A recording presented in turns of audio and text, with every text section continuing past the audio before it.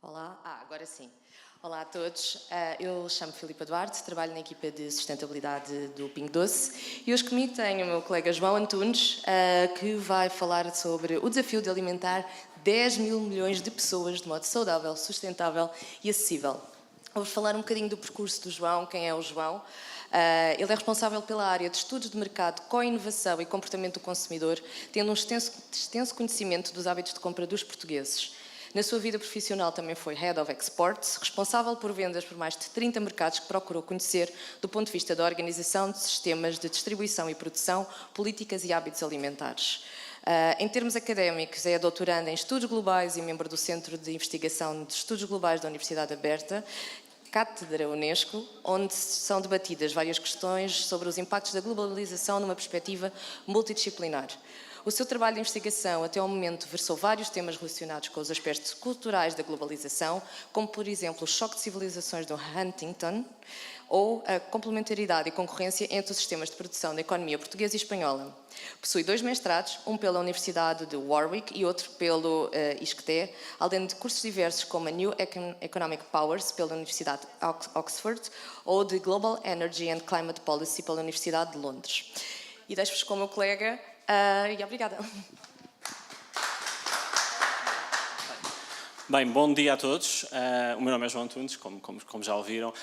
Hoje o objetivo que nós temos aqui é, de facto, falarmos sobre este tema do alimentar 10 mil milhões de pessoas. Eu vou falar sobre algumas coisas mais básicas e se calhar alguns de vocês conhecem, outras coisas um bocadinho mais diferentes e tendo em consideração também aquilo que é a perspectiva que eu tenho, e acho que também é esse, eu diria, alguma da vantagem que temos deste tipo de sessões. Eu queria começar por vos dizer que, de facto, o grande objetivo que eu trago aqui é trazer uma perspectiva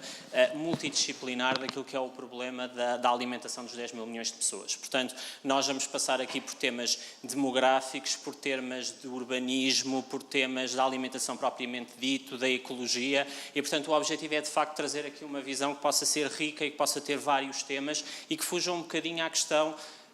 tradicional que por vezes acontece, que é olhamos para estes temas sempre de uma perspectiva muito dimensional, tendo em consideração aquilo que de facto aprendemos, aquilo que estudamos, aquilo que desenvolvemos, ok? Eu vou começar por uma perspectiva um bocadinho mais alargada para percebermos a importância da comida no mundo, digamos, de hoje. Começar por dizer que a comida é um elemento fundamental do processo de globalização e vamos ver aqui vários pontos sobre isso. Quer dizer, os portugueses foram à procura, por exemplo, das especiarias na Índia e com o objetivo, digamos, de recolher os benefícios económicos significativos que esses produtos poderiam trazer para a economia portuguesa. Há vários livros que falam sobre este tema, como por exemplo este livro Seeds of Change, que falam aqui sobre várias plantas e vários alimentos que tiveram uma importância muito significativa naquilo que é a história da humanidade. Quer dizer, se começarmos a pensar as deslocações de pessoas que a produção de alguns destes alimentos provocaram, nomeadamente, por exemplo, tanto o caso do algodão como do caso do açúcar para as Américas, se pensarmos a importância que alguns destes alimentos têm para a alimentação em vários países do mundo, dos quais estes produtos não são originários, vemos que há de facto aqui uma teia global que é efetivamente muito relevante. E, portanto, temos inúmeros produtos que, se pensarmos antes do século XV, eram desconhecidos da Europa, as batatas, os tomates, o milho, os pimentos, e, portanto, todos estes produtos começaram, de certa forma, a circular no espaço europeu,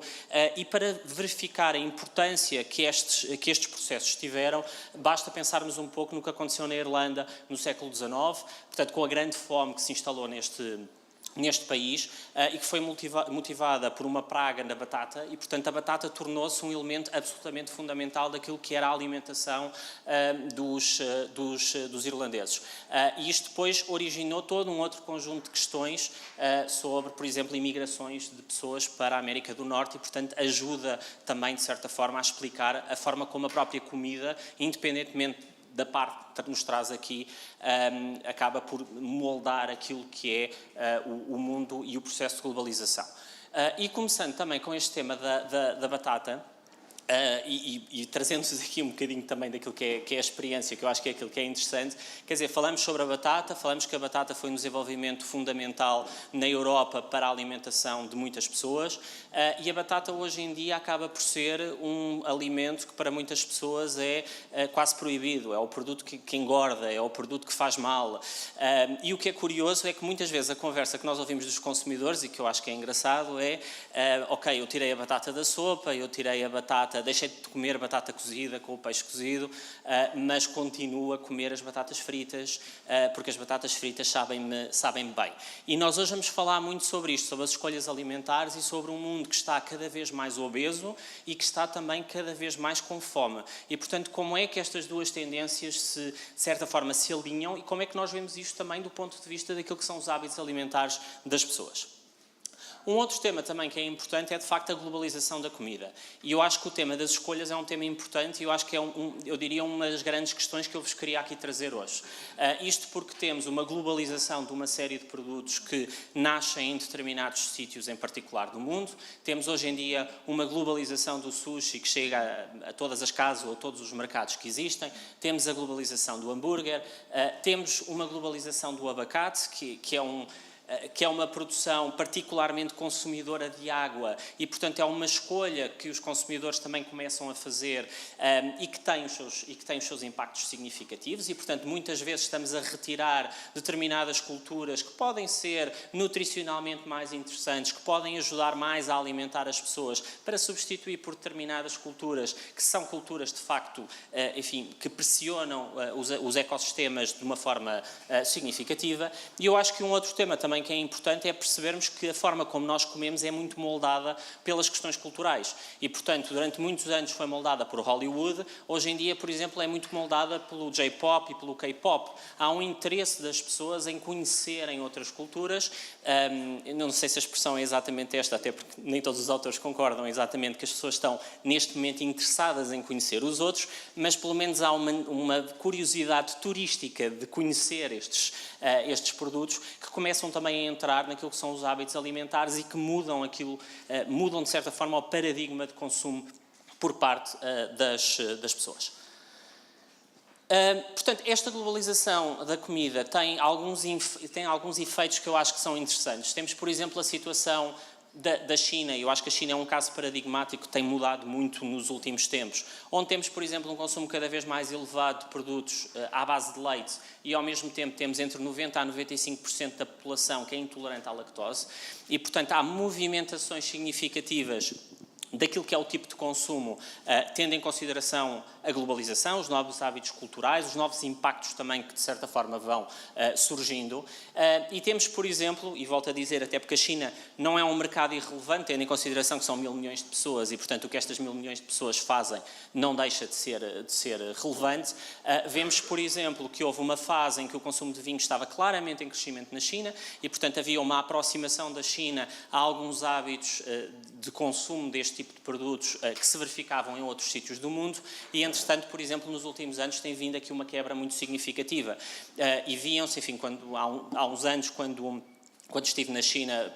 pelas questões de exportação, havia investimentos, havia estrangeiros a montar, efetivamente, espaços para a vinha e a procurarem onde é que na China se conseguia produzir vinho para este mercado que parecia que ia crescer e que subitamente deixou de crescer. E, portanto, há mudanças muito significativas naquilo que também são os hábitos de consumo dos vários mercados e, portanto, às vezes há esta tendência de achar que há qualquer coisa que começou a crescer e que vai crescer sempre. Não, pode parar, pode mudar, tendo em consideração, de facto, a mudança desses hábitos por parte das pessoas. A comida gera também revoluções de vários temas. Eu trouxe-vos aqui a Maria Antonieta e a expressão que dizem que ela disse no momento de fome,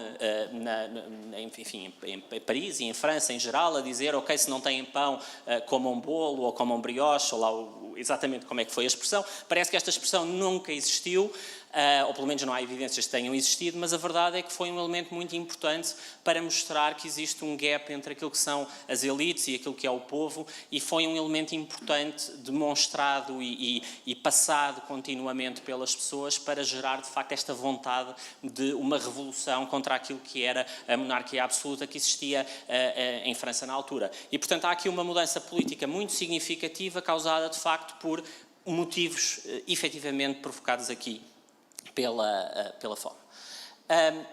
Acho que um dos elementos importantes, e não queria passar à frente sem falar isto, é que a base de muitas das coisas que nós lemos e vemos e falamos, quando falamos sobre esta questão do alimentar as 10 mil milhões de pessoas, passam pelas perspectivas de Malthus relativamente a estes temas. E, portanto, o que ele diz basicamente é que as populações crescem geometricamente, a produção de alimentos cresce aritmeticamente e, portanto, vamos chegar ali a um ponto de ruptura, um momento de desequilíbrio em que os recursos não permitem efetivamente responder àquilo que são as necessidades das pessoas. O que é que nós vemos, no entanto, nos últimos anos? Vemos que as populações não têm efetivamente crescido de forma geométrica, ou seja, desde 1984 que se verificam entre os países desenvolvidos um número significativo de países que está abaixo daquilo que é a taxa de substituição, enfim, que é de 2,1 bebés por mulher, e estes números são, vou-vos mostrar ali rapidamente os números, têm vindo de facto a recuar de ano para ano, e cada vez mais países desenvolvidos e países menos desenvolvidos, têm vindo a passar para baixo deste limiar dos 2,1. Ou seja, aquilo que se verifica, e vocês podem ver aqui quais é que são as estimativas que as Nações Unidas fazem das próximas décadas, deste ponto. Portanto, aquilo que se verifica efetivamente é que a população não está a crescer de uma forma geométrica, a população está a crescer de uma forma muito mais calma e ponderada, digamos assim. Obviamente isto não é válido para todos os países, e há ali uma perspectiva de que por volta de 2080 haja uma estabilização e a partir daí algum declínio daquilo que é a população mundial. Previsões valem o que valem, de qualquer das formas é importante perceber que há aqui de facto mudanças muito significativas, enfim, no número de crianças que nascem todos os anos,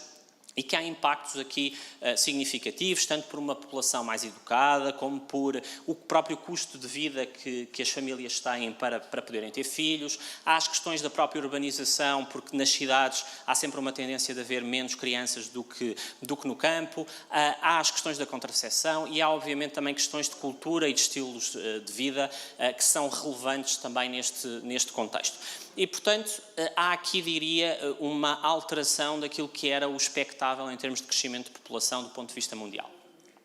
Também no caso português nós vemos isto e este elemento e este fator gera diferenças também muito significativas na forma como as pessoas se alimentam. Ou seja, também vemos aqui o crescimento dos lares mais pequenos, de famílias monoparentais. Por outro lado, de necessidade de imigrantes se quiser continuar a crescer, porque é necessário uma quantidade de mão de obra para permitir que o país continue a fazer, por exemplo, as obras públicas que estão anunciadas,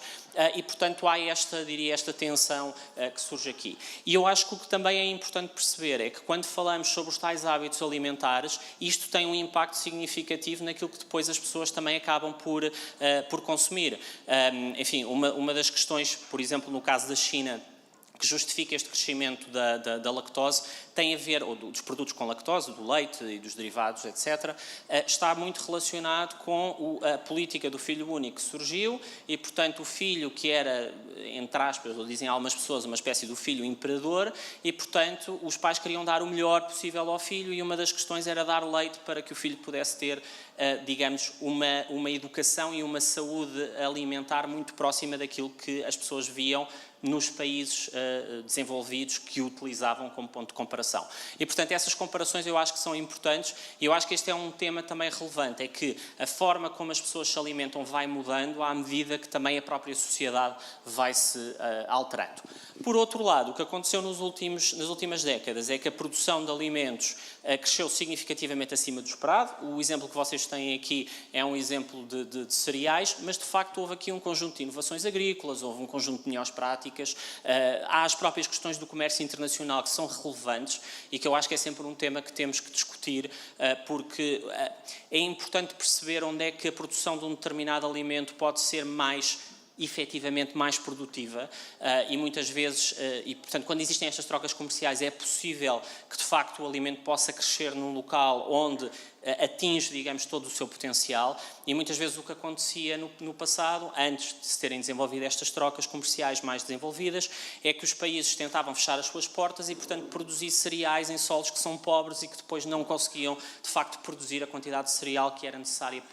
para as populações. E, portanto, há aqui alguma importância e alguma relevância neste tema do comércio internacional. E depois há também todas as questões, obviamente, de distribuição e de infraestruturas que são importantes para fazer chegar a comida às pessoas, ok? Com isto que eu aqui estou a dizer, não quer dizer que isto não hajam aqui problemas e, portanto, é meramente um enquadramento do que aconteceu até agora. Eu acho que há aqui 4 grandes aspectos que nós temos de ter em consideração para o futuro e que são os pontos que eu vos trazia aqui para falar em mais detalhe. Portanto, uma das questões é que há aqui grandes desigualdades económicas e sociais nos acessos à alimentação e isto é válido tanto do ponto de vista dos países desenvolvidos como nos países menos desenvolvidos, que há impactos das políticas que são tomadas pelos governos e pelas comunidades e que de facto dificultam muitas vezes esse mesmo acesso à alimentação e vamos falar também sobre isso. Temos questões sobre a alimentação e sustentabilidade, ou seja, o impacto que a alimentação tem efetivamente nos temas relacionados com a sustentabilidade e finalmente temos aqui uma grande caixa de Pandora que são as alterações climáticas que vão ter e que normalmente acabam sempre por ser muito mais estudadas do impacto que a agricultura tem nas alterações climáticas, mas é muito importante ter claro e presente que as alterações climáticas vão ter um impacto muito importante naquilo que é a produção de alimentos e, portanto, vão gerar aqui algumas questões difíceis de ultrapassar, mesmo entre algumas pessoas, e também vamos falar sobre isso, que mencionam que, eventualmente, há alguns países que podem vir a produzir mais alguma coisa por causa do tema das alterações climáticas, mas também já lá chegamos. Portanto, desigualdades no acesso à alimentação. Eu acho que este é o primeiro grande ponto, que é, se nós olharmos para aquilo que é a realidade hoje em dia, não há uma falta de alimentos na Terra. Há, sobretudo, uma má distribuição daquilo que são os alimentos na Terra. Portanto, nós temos neste momento 2 mil milhões de pessoas com excesso de peso ou obesidade e temos 690 milhões de pessoas com fome ou subnutridos. Portanto, temos muito mais pessoas obesas do que propriamente pessoas com fome na humanidade. E, para além disso, temos 30% de desperdício naquilo que é a produção de alimentos, e isto são os dados da FAO, é aquilo que é a expectativa que esta agência tem em termos de perda de alimentos. Portanto, existe neste momento, de facto, uma quantidade significativa de alimentação produzida. Esta alimentação não está a ser canalizada, eu diria, da forma mais correta e, portanto, está a gerar aqui problemas significativos na população. Ok. Quando nós olhamos para os países mais obesos do mundo, há claramente um tema, ou há um conjunto de países que aparecem com bastante relevância neste índice, e que são as ilhas do Pacífico. E eu volto a falar aqui, e vou falar várias vezes sobre este tema, há aqui de facto fatores culturais e fatores geográficos que são muito importantes para este tipo de situações acontecerem. O que é que nós temos nestes países em particular? Portanto, as ilhas do Pacífico são ilhas onde existem um conjunto, por exemplo, de bases americanas significativas e, portanto, houve um desenvolvimento já há muitos anos de um conjunto de sistema de transporte que trazia comida dos Estados Unidos para essas mesmas bases e que acabava por parar nestas ilhas e a pouco foi-se desenvolvendo aqui um comércio entre, em particular, os Estados Unidos e estes países. E o que acontece é que, sendo países que têm essencialmente o peixe e têm muitas vezes reservas de água mais limitadas e têm ecossistemas também mais frágeis e mais difíceis de conseguir cultivar alimentos, começaram a entrar de facto muitos produtos enlatados com altos teores de sal, com, enfim, níveis também de calóricos bastante elevados e, portanto, há aqui uma mudança muito significativa de facto para o consumo destes produtos altamente processados e que estão a gerar de facto um impacto significativo naquilo que é a vida destas pessoas e destas comunidades. Para além disso, existia historicamente uma questão cultural e de prestígio das pessoas serem mais gordas, digamos assim, peço desculpa aqui pela expressão. Este tema não é exclusivo das ilhas do Pacífico. Aliás, é uma coisa que acontece um pouco em todo o mundo. Aliás, se formos ver quadros, por exemplo, da Renascença, as mulheres são muitas vezes mostradas como sendo um pouco mais cheias, porque esse era o objetivo e esse era o ideal de beleza que ali existia, e portanto isso existe também aqui nestas comunidades do Pacífico. Portanto, há esta ideia de que quem conseguia ter um pouco mais de peso eram as pessoas que de facto estavam numa escala social mais elevada e conseguiam o tal acesso a uma alimentação melhor, sendo que havia, mais uma vez, algum limite daquilo que as pessoas efetivamente ali podiam correr. E portanto o que acontece hoje em dia em muitas destas comunidades é que as pessoas abandonaram completamente aquilo que são as suas dietas tradicionais e estão com dietas altamente processadas, estão com um consumo muito elevado, por exemplo, de frango frito em vários destes países. Há depois aqui também, enfim, algumas relações com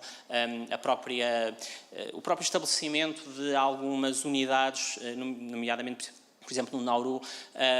de fosfatos, e, portanto, um desenvolvimento económico que foi muito rápido e que destruiu também, em parte, aquilo que era o ecossistema da ilha, e que também provocou e acelerou esta mudança das pessoas para uma dieta mais calórica e nutricionalmente menos interessante. Portanto, as escolhas culturais são, de facto, aqui um tema relevante. O que é que nós vemos nos últimos anos, e pegando aqui também no relatório da FAO, o que é que nós vemos aqui nos últimos anos? Vemos, de facto, e desde a pandemia, um crescimento significativo do número de pessoas que estão em insegurança alimentar em todo o mundo, e, por outro lado, vemos também o contínuo crescimento da obesidade em todo o mundo. Portanto, continuamos a ver aqui, de facto, um mundo que começa a ficar cada vez mais polarizado. As principais questões que surgem aqui são, efetivamente, em África, e aí os desenvolvimentos não têm sido tão rápidos como seria expectável. De facto, são aqui países mais pobres, onde muitos dos benefícios do desenvolvimento que tem havido na agricultura têm mais dificuldade de chegar, onde tem havido também, obviamente, conflitos e questões educacionais que são relevantes para este tema, e para além disso há, obviamente, toda a parte das infraestruturas, porque quando temos aqui um conjunto de comunidades que não têm estradas, que não conseguem aceder à energia, enfim, tem, obviamente, depois também todo um conjunto de dificuldades de conseguir aceder, de manter os produtos frescos, portanto, digamos, aceder a um conjunto de alimentos que são relevantes.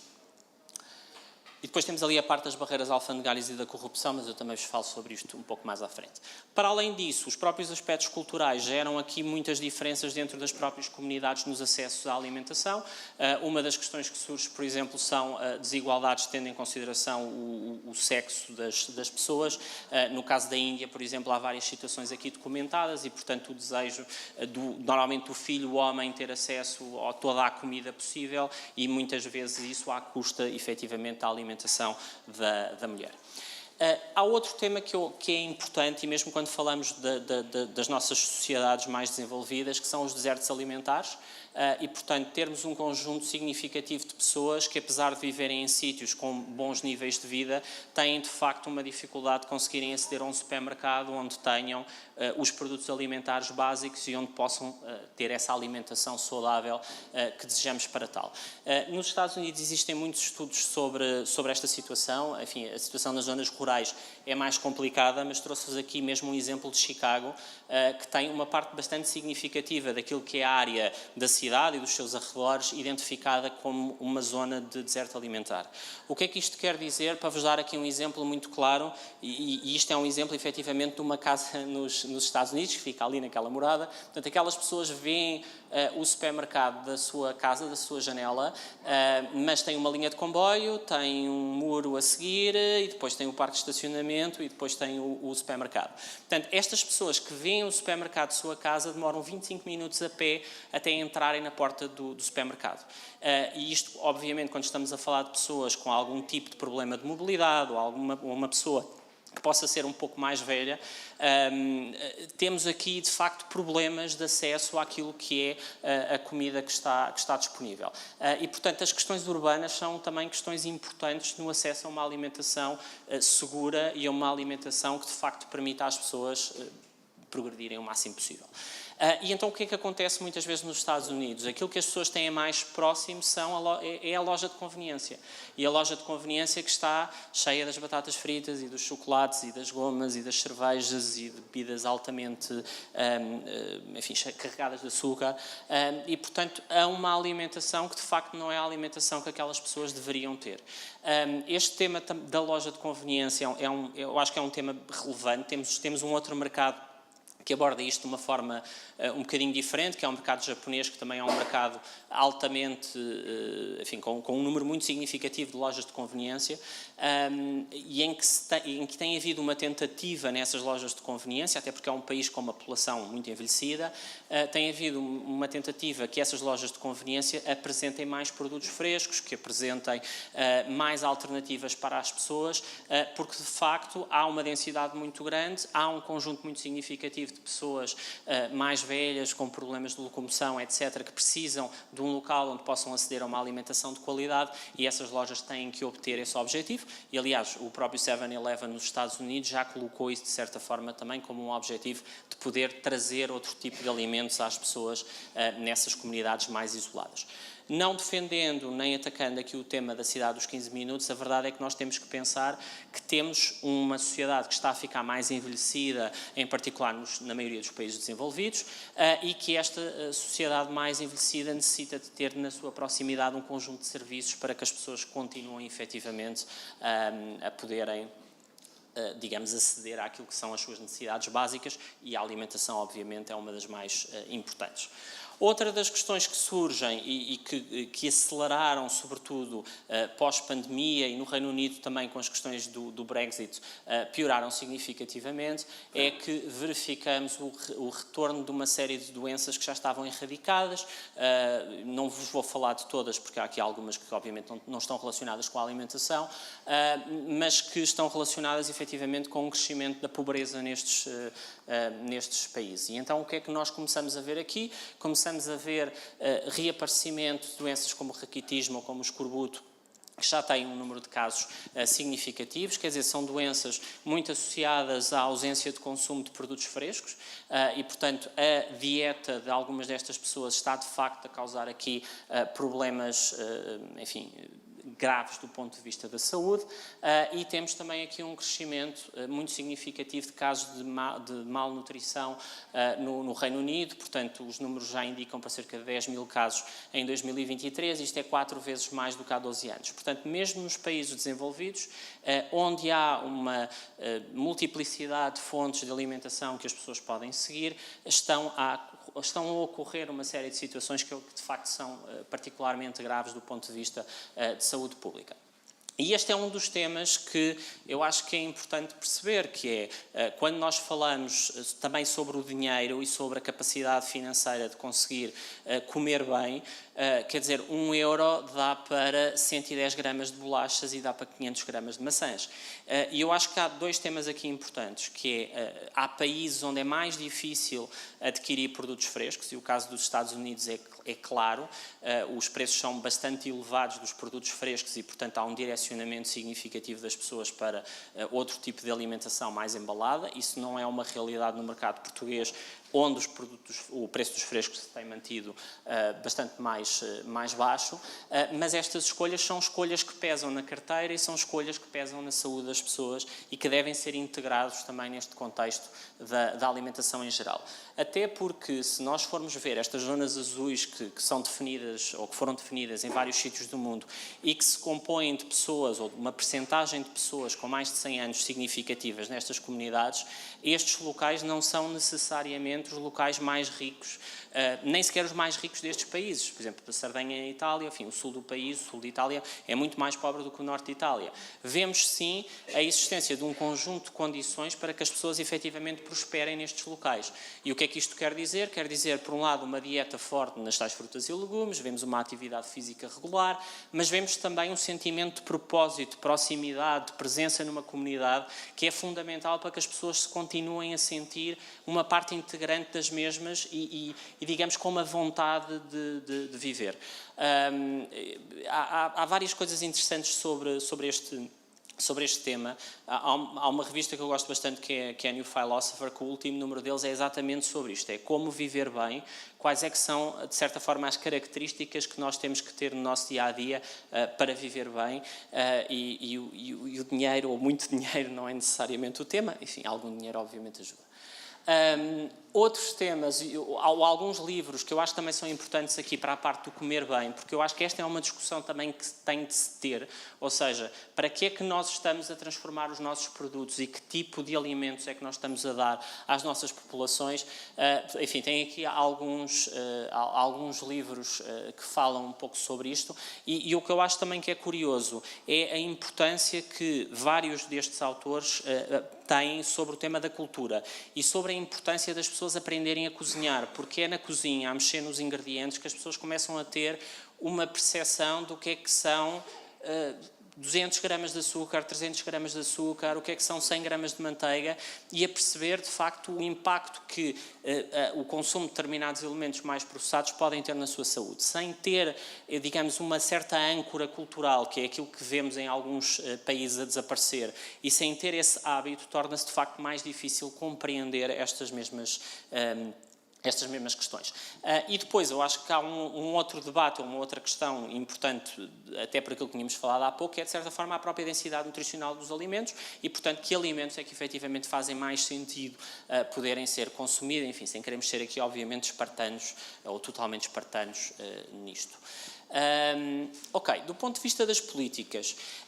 nós no princípio falámos um pouco sobre aquela questão do Malthus e do que é que ele dizia, portanto, desta questão do ponto de ruptura e desta preocupação com o crescimento geométrico da população e aritmético daquilo que é a produção. A verdade é que isto originou vários tipos de leis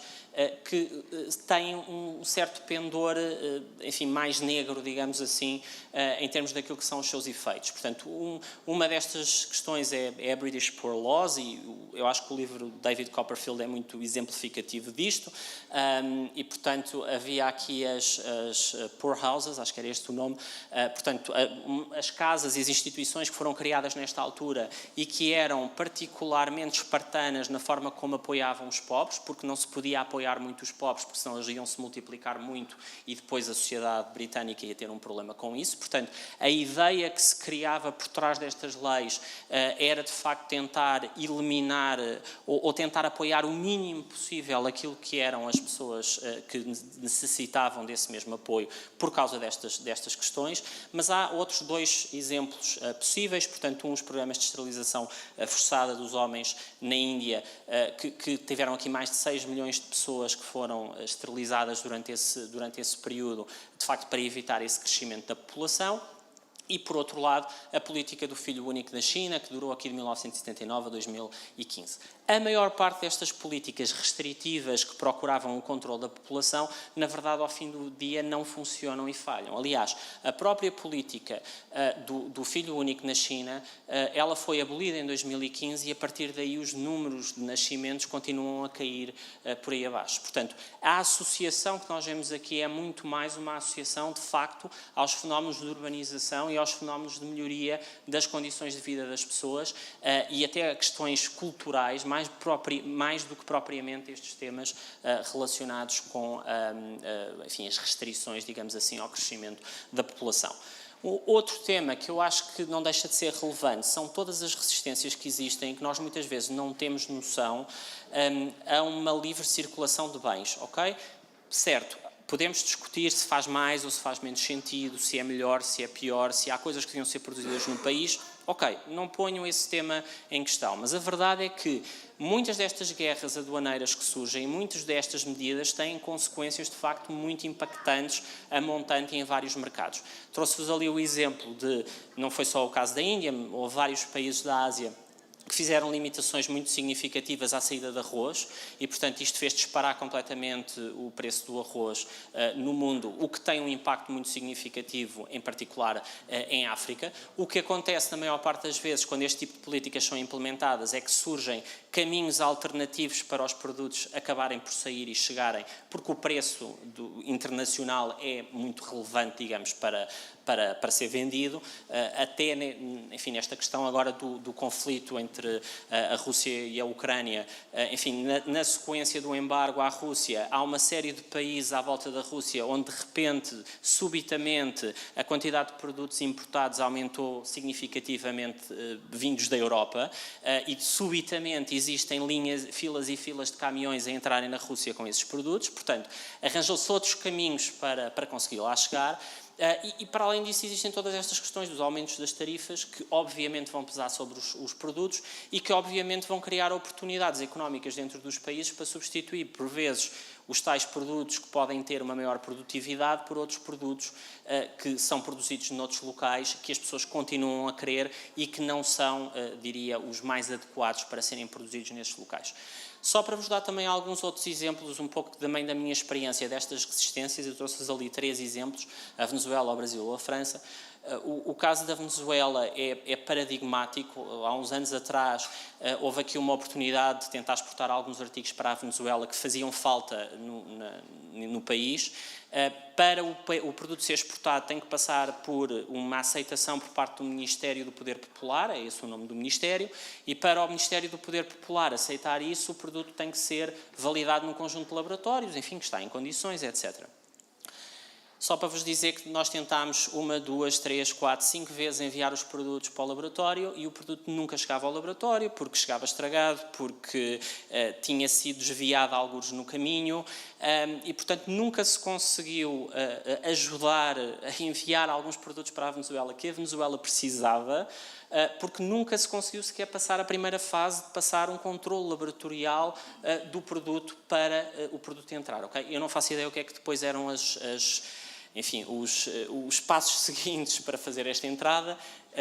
Haver um controle por parte de uma entidade ministerial para que os produtos entrem num determinado país não é estranho. Por exemplo, Angola tem, o Ministério da Economia valida todas as importações que são feitas alimentares para o país e as outras também. Agora, com este nível de complexidade, de facto, nunca tinha encontrado. Mas existem outros modelos também, existem outras formas que não têm nada a ver com tarifas ou por aí fora e que limitam a entrada dos produtos nos países, ok? Situações mais graves, situações menos graves, enfim, vou-vos dar também 2 exemplos que eu conheço tanto do Brasil como de França. O Brasil tem uma entidade que é a Inmetro e esta entidade faz uma identificação de qual é que é o tamanho das embalagens que entram no país. Portanto, há uma série de coisas que só podem ser vendidas em embalagens de 500 gramas, coisas que só podem ser vendidas em embalagens de 1 quilo. E isto muitas vezes o que significa e o que implica é que os mercados emissores nem sempre têm capacidade para produzir o produto daquela forma, ok? Aliás, isto agora fez-me lembrar uma outra questão sobre a Suécia e sobre o seu controle de álcool, que também é engraçada, mas eu vou passar essa parte. A própria França, e estamos a falar da União Europeia, das regras da União Europeia, tinha, por exemplo, uma lei, enfim, uma empresa com que eu trabalhei durante algum tempo, uma empresa dinamarquesa, queria enviar um concentrado, que é numa embalagem de vidro, para a França. Mas a legislação francesa diz que o concentrado só pode ser vendido em latas de alumínio. E, portanto, eles estavam em tribunal com França e também com o apoio da Dinamarca para reverter isto, porque como é que é possível este tipo de produto haver uma legislação que diz que o produto só pode ser vendido naquele formato em específico. Enfim, dentro da comunidade europeia, obviamente é uma forma de proteção que nem sempre faz sentido, até tendo em consideração o tipo de produtos que estamos a falar. Por outro lado, obviamente, todas as questões dos conflitos e instabilidades são muito relevantes, portanto, geram aqui problemas muito significativos naquilo que é a produção local e o impacto, por exemplo, na guerra na Ucrânia é brutal sobre o preço dos cereais e, portanto, gera aqui ondas por todo o mundo e, mais uma vez, particularmente graves em África, que depende muito deste tipo de produtos. E depois, por outro lado, temos as próprias políticas de subsídios que podem gerar problemas também do ponto de vista alimentar do país. Para vos dar aqui um exemplo também dos Estados Unidos, portanto, existem vários estudos, nem todos são, digamos, totalmente conducentes no mesmo sentido, mas há benefícios significativos para a produção de milho, de soja nos Estados Unidos, que está a servir para alimentar, digamos, os americanos e alimentar depois outras indústrias a montante, com um conjunto de produtos que estão, de certa forma, também na própria base da epidemia de obesidade nos Estados Unidos. Portanto, todas as políticas que são seguidas têm impactos porque moldam a forma como as pessoas comem, moldam o tipo de produtos que as pessoas comem, e hoje, que já vos dei aqui vários exemplos hoje também sobre isso, e isso depois tem um impacto sobre a cadeia e sobre o mundo como um todo. Ok, alimentação e sustentabilidade. Temos que ter uma consciência que, de facto, atualmente uma boa parte dos nossos recursos estão a ser colocados à disposição da alimentação. Portanto, estamos a falar aqui cerca de 1/3 da terra e 75% dos recursos de água potável existentes, e, portanto, há uma pressão muito significativa. Há um conjunto de soluções e há um conjunto de tentativas que estão a ser feitas no sentido de melhorar essa produtividade. E há aqui coisas que são, eu acho que, enfim, altamente polémicas, como, por exemplo, organismos geneticamente modificados que tornam as culturas mais resistentes a alterações climáticas. É uma coisa que devemos fazer ou não devemos fazer. Que devíamos fazer é resolver o problema das alterações climáticas, mas visto que esse caminho está um bocadinho mais difícil,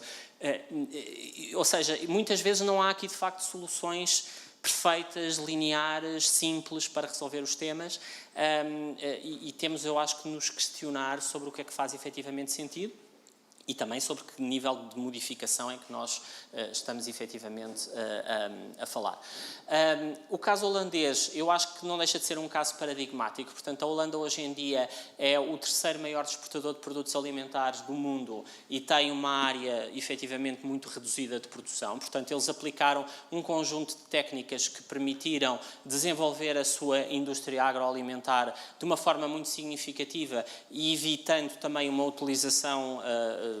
completamente abusiva daquilo que é a terra no local, e portanto há aqui vários exemplos, muitos relacionados de facto com uma agricultura vertical, por exemplo este de produção de courgettes, uma produção, digamos, o mais concentrada possível, da maior quantidade possível de alimentos, a utilização, por exemplo, de luzes LED durante a noite para também aumentar aquilo que é o próprio processo de fotossíntese das plantas. Aqui também um exemplo de produção de tomate, mais uma vez, vertical. Muito também o tema da utilização do desperdício. E eu acho que isto é, felizmente, um tema que ganha cada vez mais relevância. Mas tentar usar esse desperdício alimentar para outro tipo de fins, e este eu acho que é bastante paradigmático, aquilo são aquelas bolachas holandesas bastante caras e eles reutilizam isto para a alimentação animal. Agora, é importante perceber isto, estamos a falar aqui de várias coisas que acabam por estar muitas vezes dentro de estufas e nós também não queremos uma terra que seja um mar de plástico para fazer a produção deste tipo de produtos e, portanto, eu acho que é importante ter um debate daquilo que faz sentido ou não faz sentido e como é que conseguimos, de facto, alimentar as pessoas da melhor forma possível. Por outro lado, eu acho que um dos temas mais importantes é que as pessoas precisam de ganhar consciência relativamente àquilo que são as suas decisões de alimentação. E as pessoas estão longe disso. E quando eu digo que as pessoas estão longe disso, não é só em Portugal. De facto, a produção de alimentos tem um peso muito significativo para aquilo que é a emissão dos gases de efeito de estufa, portanto, cerca de 31% do total. E a questão é, e aqui estamos a falar até dos cidadãos da União Europeia, quando lhes fazemos as perguntas de quem é que tem a responsabilidade relativamente a este tema do combate às alterações climáticas, a maioria das pessoas tem uma declinação da coisa para a União Europeia, para o Governo Nacional, para os negócios, para as grandes empresas, e esquece no fim do dia da sua própria importância. Portanto, em Portugal, de todos os elementos que aqui existem, a minha responsabilidade foi o menos mencionado pelas pessoas, isto é o Eurobarómetro. E é também particularmente preocupante, até porque estamos aqui todos a falar de sustentabilidade e voltando aqui também um bocadinho aos estudos que vamos fazendo. Há pouco tempo fizemos um estudo de monitorização sobre vários temas da alimentação e como é que essa questão da alimentação, quem é que conversava nas redes sociais sobre esses vários temas. E, portanto, quando falamos sobre receitas, vemos muitos indivíduos a falarem com influenciadores. Quando falamos da alimentação e da sustentabilidade, vemos o governo a tentar falar com os cidadãos sem grandes respostas do outro lado e vemos algumas empresas a tentarem falar com os cidadãos sem muita resposta do lado de lá. E eu acho que isto é um bocadinho preocupante, termos esta noção de que existe algum silêncio naquilo que são, inevitavelmente, os nossos fóruns do século XXI relativamente a estas conversas de sustentabilidade, porque a responsabilidade é do outro. Sim, mas quem ao fim do dia está a pedir alguns destes produtos que causam todas estas questões que nós aqui vimos são o consumidor que diz: eu não aceito não ter este tipo de produto ou acesso a este tipo de vida à qual eu, de certa forma, já me habituei. Só também para chamar a atenção, mais uma vez, que as diferenças que nós temos naquilo que são a alimentação dos portugueses são, digamos, positivas para tudo aquilo que tem um impacto mais significativo no ambiente e negativas para tudo aquilo que é, ou que tem um impacto menor no alimento, como é o caso das frutas e dos legumes, e este cenário não é um cenário de Portugal, é um cenário da generalidade dos países europeus. Isto porque existe, de facto, aqui quase que uma pirâmide invertida ambiental em termos daquilo que é o impacto dos alimentos, se compararmos com aquilo que é a pirâmide alimentar, ou seja, as frutas e os legumes têm impactos ambientais muito mais pequenos do que tem, por exemplo, a questão da produção de carne. O último tema que eu aqui vos trago, que eu acho que é... Porque até agora tudo o que nós vimos, eu acho que diz que há aqui caminhos, há aqui soluções, há aqui formas de contrariarmos isto, de resolvermos o problema. Sim, é uma preocupação grande, mas o ser humano de alguma forma tem sido capaz sempre de ultrapassar a questão. Eu acho que as alterações climáticas trazem-nos aqui alguns pontos de alerta relativamente a isto. Portanto, a palavra que eu gosto aqui mais de utilizar, até porque é uma palavra que eu via sempre muito no contexto financeiro, mas que eu acho que se aplica aqui muito bem, é o termo volatilidade. Ou seja, nós termos estado durante um período tão longo com um clima mais ou menos estável e de repente estarmos a pressionar um conjunto de botões e não sabermos efetivamente quais é que vão ser os efeitos sobre as populações em geral. E eu acho que há alguns elementos importantes aqui que eu acho que devem ser mencionados. Portanto, por um lado, o stress dos recursos hídricos e os riscos que daqui surgem em termos de conflitos entre os vários países. Um exemplo muito claro é a barragem Renaissance na Etiópia, que está a ser completada. Enfim, o regime do Egito já disse que não aceita que a água do Nilo seja aprisionada na Etiópia e, portanto, há aqui um tema e uma ligação muito complicada entre os três países que, de certa forma, gerem o Nilo e que, numa situação de escassez de recursos no futuro, pode vir a agravar e pode vir a degenerar aqui em problemas mais graves. E, de facto, o que nós vemos com todas estas questões relacionadas com as alterações climáticas é, de facto, uma pressão sobre recursos hídricos significativos e até se nós pensarmos que há um conjunto de rios importantes, nomeadamente, por exemplo, na Índia, cuja sua nascente vem também da própria água dos glaciares, e os glaciares estão a derreter mais rapidamente, portanto, há todo um conjunto de problemas relativamente ao acesso à água potável que vamos ter inevitavelmente nos próximos tempos e que podem degenerar em alguns problemas significativos. Mas há coisas que nós já conseguimos ver neste momento, portanto, nós já começamos a ver aqui, por exemplo, o café e o cacau a aumentarem significativamente nos últimos anos, e são dois produtos, e o cacau em particular está numa situação, neste momento, particularmente grave. São dois produtos que são muito afetados pelas alterações climáticas e que, portanto, podem vir a ter aqui, digamos, um futuro um bocadinho negro e há, inclusivamente, nomeadamente para o caso do cacau, aqui uma expectativa de que até 2040 possa não haver chocolate porque não existe a produção do cacau, não existem as condições no local onde se produz atualmente. Havia algumas conversas também que surgiam, que podem haver aumentos de produtividade em alguns países, por exemplo, nos países escandinavos, por, enfim, uma melhoria daquilo que é a temperatura média e, portanto, mais condições, digamos, para a produção. Isto não é nem pouco mais ou menos certo e, portanto, acho que dizer que vem alguma coisa positiva das alterações climáticas é, enfim, uma fantasia. Sim, se eventualmente isto acontecesse em um conjunto de processos agrícolas suecos mudassem significativamente, isso poderia acontecer, mas os efeitos que vamos ter sobre estas zonas vão ser muito mais significativos. Aliás, se pensarmos, por exemplo, nos fogos, não só na Escandinávia, a Escandinávia já foi há mais uns anos, mas, por exemplo, na zona do Canadá, demonstra que há aqui digamos, uma degradação muito significativa ambiental nestes sítios, independentemente daquilo que possa vir a ser, inevitavelmente, um benefício alimentar ou de produção alimentar em específico. E depois há, obviamente, todos os riscos sobre os ecossistemas, sobre os polinizadores, os insetos, um conjunto de animais que são essenciais, digamos, para a nossa produção e, obviamente, todas as outras espécies. Não podemos deixar de pensar nas mesmas e, portanto, há aqui riscos de perda de biodiversidade muito significativos. Enfim, já há uma perda, neste momento, bastante dramática de biodiversidade na Terra e ela poderá, inevitavelmente, acelerar. E, finalmente, é preciso ter consciência sobre os temas da degradação da terra. Enfim, todo este desenvolvimento e toda esta produção, por exemplo, cerealífera, este crescimento que vimos anteriormente, vem muito de um conjunto de novas técnicas agrícolas, mas que muitas delas são, de facto, muito agressivas para aquilo que é o solo e a capacidade desse mesmo solo continuar a suster o desenvolvimento de outro tipo de produções e, portanto, há aqui uma degradação da terra significativa. Portanto, o que é que eu vos trouxe aqui? Que a comida faz mexer o mundo e eu acho que é importante nós percebermos que os aspectos culturais da alimentação são muito relevantes para aquilo que é o impacto que nós temos na produção como um todo. Aquilo que eram os receios que existiam deste ponto de ruptura que o Malthus falava não aconteceram e provavelmente não vão acontecer porque a população terrestre está de facto a estabilizar e a produção agrícola tem vindo a ser cada vez mais melhorada e quer dizer, quando vemos um país da dimensão da Holanda a conseguir ser o terceiro maior exportador de comida do mundo, há técnicas e há formas, com uma utilização mais regrada da terra, de conseguir alimentar as pessoas.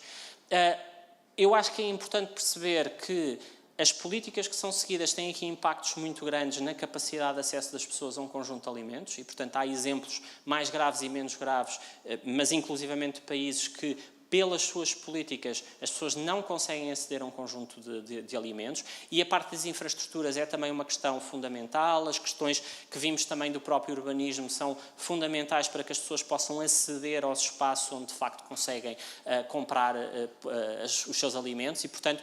as políticas, e eu acho que nós enquanto cidadãos temos que olhar para isto também com olhos de ver, temos que pensar que tipo de políticas é que de facto nos permitem ter digamos, um planeta melhor no futuro. E depois há uma preocupação que eu tenho da consciencialização da população, do ponto de vista dos alimentos que estão a consumir e do ponto de vista do impacto que as mesmas têm na sustentabilidade do planeta e eu diria que a minha grande preocupação aqui é que as alterações climáticas vêm-nos trazer aqui a tal volatilidade, os americanos diriam uma curveball, enfim, um tema, uma forma diferente de olhar, um conjunto de pressões sobre aquilo que são os sistemas que nós temos, que temos que pôr, de certa forma, em consideração e temos que monitorar muito claramente para garantir que conseguimos ter aqui, de facto, esta capacidade para continuarmos a alimentar o mundo. E pronto, e foi isto que eu vos trouxe.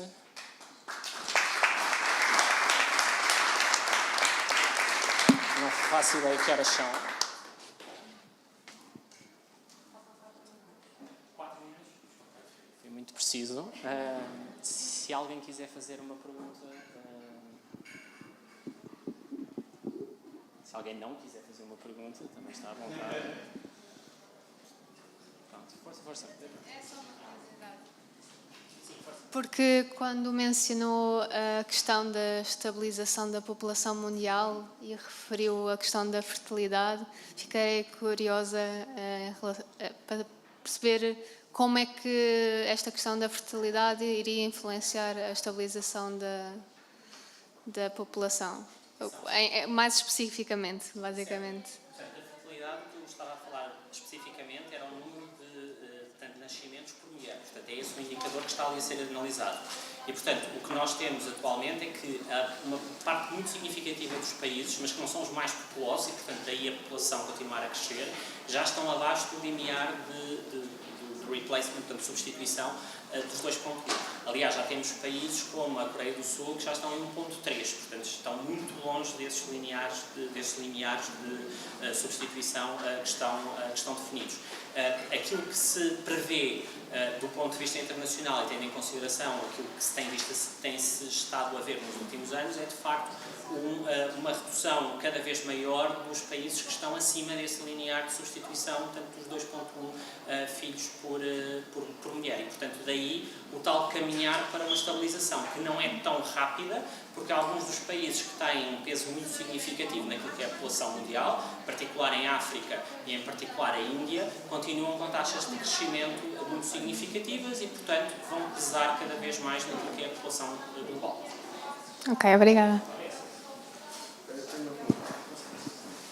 Obrigado.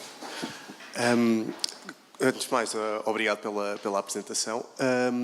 Eu tinha aqui uma dúvida que é, em termos de consciencialização da população, acredito que é bastante essencial, mas queria aqui saber também a parte de consciencialização da parte das empresas e a ligação que os governos devem ter com as empresas no modo de terem apoios, por exemplo, para as empresas praticarem desenvolvimentos mais sustentáveis.